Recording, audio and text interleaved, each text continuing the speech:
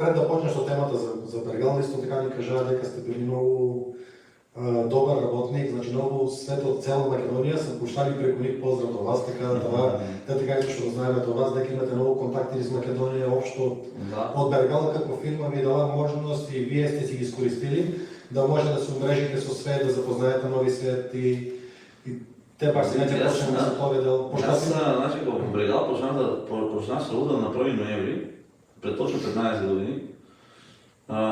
И од тих точно 15 години, пошто од 1 ноември стане началник, точно 30 октомври. Побила за нешта. Да, и 15 години бев таму, военноуспешна приказна и ја знам конкретно приказната на Бергал.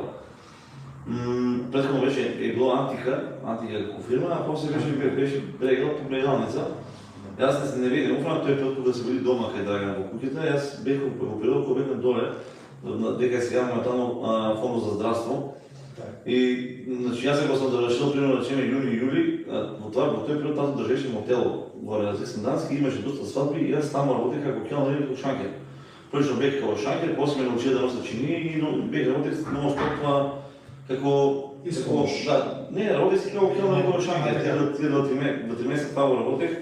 Почнахме да производиме буковки гави и ги правихме со тегли, това беше како исто како некои допуски бизнес и кога немаше свадби, јас се занимавах со гавите.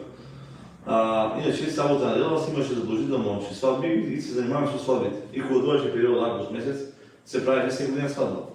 Пошто немаше многу објекти, имаше оплана до недела свадба. Сабота и недела. Некако сега, до летно време, секој ден. И таму беха. Знаеш, некои стан имаме одлици да наси, мисли, фамилиарни и природни со Драган. И јас не знаех за них, искрено. Беа разговори со тато, пошто Драган учи многу школа исто од него, трговија и бизнис. И беше му рекол нека дојде да проба. И сега јас видих таму, ама затвара работно место имаше двојца свет. Другиот директор беше битен на Игор, Сашо е шефот на Цино. Комплетно, а Драган беше битен на мене. И какво, ние сме инвалидно друштво, немаме место за двојца. За еден... И не мора да свеши ногата. Ще ги прави, кај ти вика, седи вика тука, учи вика 2 дена работа, ти ги си шофер. И јас видих шо ме тој е шофер, ама ми сме шофер и ја викам, јас идам патувам. Ама некој ноември месец на тука на таму, јас вреден млад човек, на тука, многу се работеше таму, работите по 15-16 сата. Почнахме да работиме со Кидго во това време и измислихме некоја акција, тие лепени влажни марамици тројки, по цел лепихме влажни марамици.